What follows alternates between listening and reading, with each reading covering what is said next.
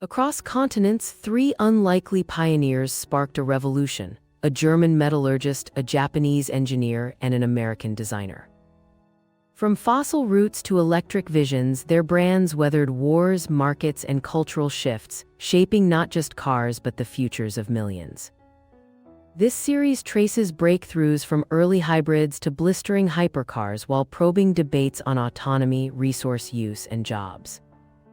Global chapters reveal how rivals learned from each other, from Stuttgart wind tunnels to Tokyo innovation hubs, and how new entrants challenge old empires. By weaving data, diaries, and bold forecasts, the journey invites viewers to imagine vehicles that honor both planet and possibility.